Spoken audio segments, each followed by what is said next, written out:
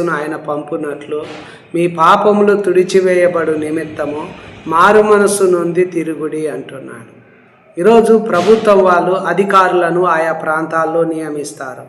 అలా ప్రాంతంలో నియమించి ప్రజల యొక్క సమస్యలన్నిటికీ ప్రజలకు ఏ సమస్య వచ్చినా అధికారులను ఆశ్రయిస్తారు.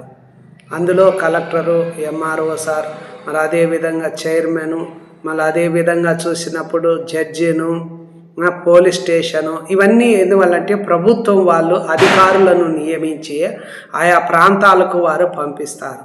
అదేవిధంగా తండ్రి అయిన దేవుడు తన ప్రియ కుమారుడైన యేసును ఈ లోకానికి మన కొరకు నియమించి మన కోసం ఈ లోకానికి పంపబడ్డాడు. ఎందుకోసం ఆయనను పంపారు అంటే దేవుడు నియమించాడు అంటే మన పాపాలు తుడిచివేయబడాలి అని దేవుని ఉద్దేశం. తన ప్రజలను వారి పాపంలో నుండి రక్షించాలని, మనుష్య కుమారునికి పాపాలు క్షమించే అధికారం ఉంది. తప్పిపోయిన వాళ్ళను రక్షించాలని, నశించిన దాన్ని వెదకి రక్షించాలని, సర్వలోకము దేవుని శిక్షకు పాత్రమై ఉంది. క్రీస్తు యేసునందున్న వారికి ఏ శిక్షా విధి లేదు. దేవుని కోపం మనిషి మీద ఉంది. ఇప్పుడు దేవుని కోపం మనుషుల మీద ఉంది. మానవుడు లోకముతో స్నేహం చేయడం ద్వారా, లోకంలో ఉన్న వాటిని ప్రేమించడం, లోకంలో ఉన్న వాటిని ఆశించడం ద్వారా దేవునికి శత్రువైనాడు. కుమారుని మరణము ద్వారా, యేసుక్రీస్తు శిలువలో మరణము ద్వారా మనల్ని దేవునితో సమాధానపరుస్తూ ఉన్నాడు.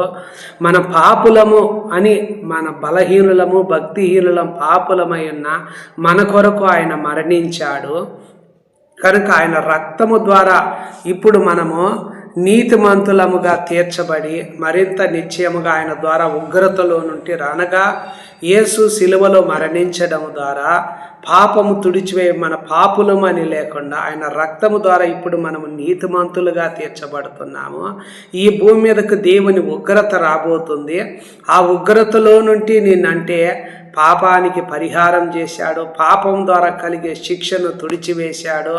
ఇప్పుడు మనం అందరూ కూడా ఏం చేయాలంటే ఈ విషయాలు ఎవరైతే అంగీకరిస్తారో వాళ్ళు మారు మనస్సు నుండి దేవుని వైపు తిరగాలి.